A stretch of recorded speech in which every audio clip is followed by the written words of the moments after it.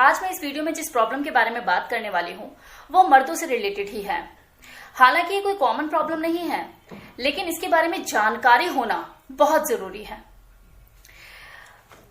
Mails का जो genital होता है, पेनिस, सीधा ही होता है, लेकिन बहुत से मेल ऐसे भी होते हैं जिनके पेनिस में थोड़ा सा टेढ़ापन होता है। और ये टेढ़ापन जो होता है ये दो तरह का होता है। एक जो लिंग होता है जो स्लाइटली टेढ़ा होता है, जो थोड़ा सा ही टेढ़ा होता है, वो लेफ्ट भी मुड़ सकता है, वो राइट भी मुड़ सकता है, वो अपवर्ड भी हो सकता है, वो डाउनवर्ड भी हो सकता है। और इसे एक नॉर्मल ही कहा जाता है। इसमें परेशान होने वाली कोई जरूरत नहीं है। ये एकदम नॉर्मल सी कंडीशन होती है, क्योंकि कोई भी जो पेनिस होता है वो कंप्लीटली सीधा होता ही नहीं है, हल्का बहुत टेढ़ापन उसके अंदर आता ही है। तो अगर ऐसे में अगर कोई पेनिस, किसी का लिंग हल्का सा स्लाइटली टेढ़ा है भी, तो वो फीमेल के लिए कहीं ना कहीं मजा ही देता है। अगर थोड़ा सा पेनिस टेढ़ा है तो वो उसके लिए मजा है, लेकिन अगर जरूरत से ज्यादा टेढ़ा है तो वो उसके लिए सजा है। लेकिन हाँ, ऐसा भी नहीं है कि अगर हल्का सा टेढ़ा है और उसके अंदर अगर चला गया तो उसे कुछ ऐसा लग रहा है कि कुछ विशेष चला गया और वो बोले जा रही है ओ माई गॉड, ओ माई गॉड।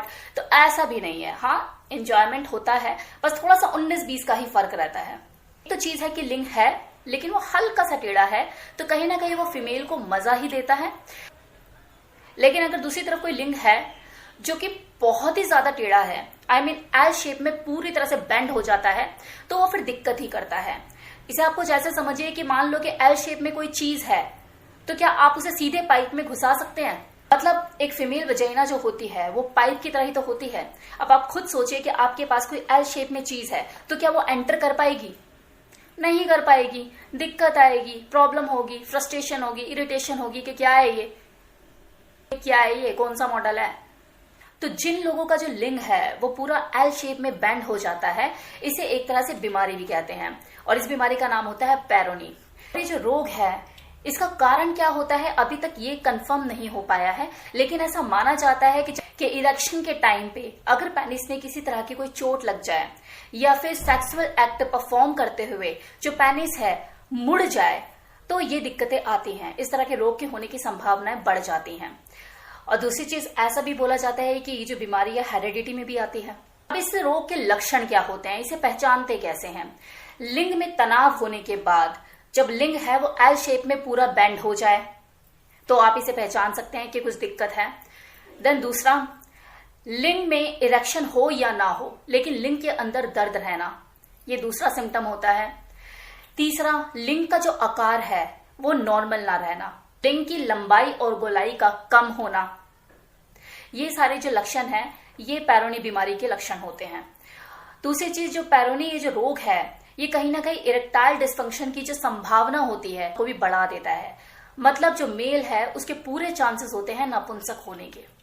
कुछ केसेस में क्या होता है कि बिना मेडिकल ट्रीटमेंट के ही ये चीजें नॉर्मल हो जाती हैं, लेकिन कुछ जो गंभीर केसेस होते हैं उसमें जब तक ऑपरेट ना किया जाए ये चीजें ठीक नहीं होती, और उसके बाद भी कोई ऐसा कंफर्म नहीं होता, ऐसी कोई 100% श्योरिटी नहीं होती कि ये चीजें नॉर्मल हो ही जाएगी।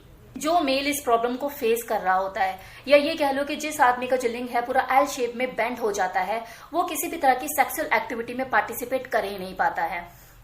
वो बस मैस्टरबेट ही कर सकता है, जैसे कोई गाड़ी चलाता है तो स्टीयरिंग को घुमा घुमा के, बिल्कुल वैसी ही चीज।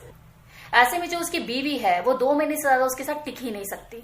जब एक लड़की को शादी के बाद लीगल राइट मिल जाता है कि अब वो सेक्सुअली चीजें परफॉर्म कर सकती है इस पर्टिकुलर आदमी के साथ जिससे उसकी शादी हुई है, और जब उसे कुछ टाइम बाद पता लगता है कि यार जिससे मेरी शादी हुई है वो तो चीजें कर ही नहीं सकता है परफॉर्म, तो मैं इसके साथ रहकर क्या करूंगी, तो ऐसे में वो अपनी फैमिली को खुला बोलती है कि मैं इस इंसान के साथ नहीं रहूंगी, ये चीजें कर नहीं सकता है परफॉर्म।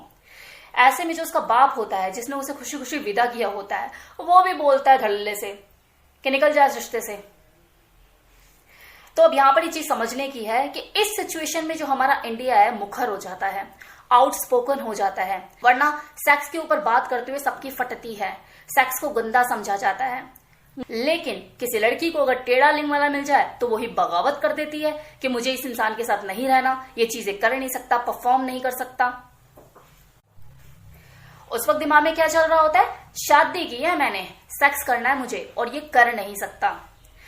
उस वक्त शराफत की जिंदगी किसी को नहीं अच्छी लग रही होती, सब ओपन हो जाते हैं, फैमिली से लेके लड़की तक। तो मतलब क्या है कि हमारा जो समाज है वो अपने हिसाब से रूल बनाता है अपने कंफर्ट को देखते हुए, और अपने हिसाब से रूल तोड़ता भी है अपने कंफर्ट को देखते हुए, कि नहीं अब तो बात करनी पड़ेगी सेक्स के ऊपर, लड़का ऐसा मिल गया। इसी तरह कई बार क्या होता है, किसी हेल्थी फिट आदमी के पेनिस में भी फ्रैक्चर आ जाता है। हालांकि पेनिस में कोई हड्डी नहीं होती, लेकिन क्या होता है कि उसमें वॉल्व होते हैं, अगर वो किसी कारणवश फट जाए तो पेनिस में फ्रैक्चर आ जाता है, और ये जो फ्रैक्चर होता है ये परमानेंट होता है। आई मीन एक आदमी को जिंदगी भर के लिए नापुंसक बना देता है। इस तरह की सिचुएशन में भी जो लिंग है उसके अंदर टेढ़ापन आ जाता है। अब कुछ लोगों का ये भ्रम होता है कि मैस्टरबेट ज्यादा करने से उनका जो लिंग है वो टेढ़ा हो गया है। अब आप एक बात बताइए कि जब आप किसी फीमेल के साथ इंटीमेट होते हैं या फिर आप इंटरकोर्स करते हैं तो क्या आपका लिंग टेढ़ा हो जाता है? कहने का मतलब ये है कि जब कोई मेल फीमेल के साथ उसके प्राइवेट पार्ट के साथ ये चीजें करता है, वही सेम काम तो वो मैस्टरबेट करते हुए मुट्ठी में कर रहा होता है, तो कैसे टेढ़ा हो जाएगा? कोई टेढ़ा वेढ़ा नहीं होता, चाहे फिर वो मेल अपनी मुट्ठी में करे या फिर फीमेल वजेना के साथ करे। अब कुछ लोगों को ये भी एक तरह की टेंशन रहती है कि यार मैंने ना अपने कुंवारेपन में मैस्टरबेट बहुत ज्यादा किया है और मेरी शादी का टाइम आ गया है और मेरी शादी होने वाली है, घर वालों ने लड़की पसंद कर लिया, पता नहीं मैं उस लड़की को सेटिस्फाइड कर पाऊंगा या नहीं। तो डियर, इसमें कम या ज्यादा वाली कोई चीज होती ही नहीं है। आप चाहे मैस्टरबेट करो या फिर इंटरकोर्स, व्याकरण तो एक ही है, ग्रामर तो एक ही है, पाथ तो एक ही है, तो क्यों नहीं कर पाओगे सेटिस्फाइड? बिल्कुल कर पाओगे। ओवर थिंकिंग इंसान को नापुंसक बनाती है। अगर आप ओवर थिंकिंग करते हो किसी चीज को लेके तो आप फिजिकली नापुंसक हो या ना हो, लेकिन दिमाग से जरूर नापुंसक हो जाते हो। और वैसे भी सेटिस्फेक्शन जो होता है वो दो टांगों के बीच नहीं, दो कानों के बीच होता है। मेरी तरफ से इस वीडियो में इस इंफॉर्मेशन के रिगार्डिंग इतना ही। जितना मुझे नॉलेज थी, जितना मेरे एफर्ट्स थे, मैंने आपको फुल इंफॉर्मेशन प्रोवाइड कराई।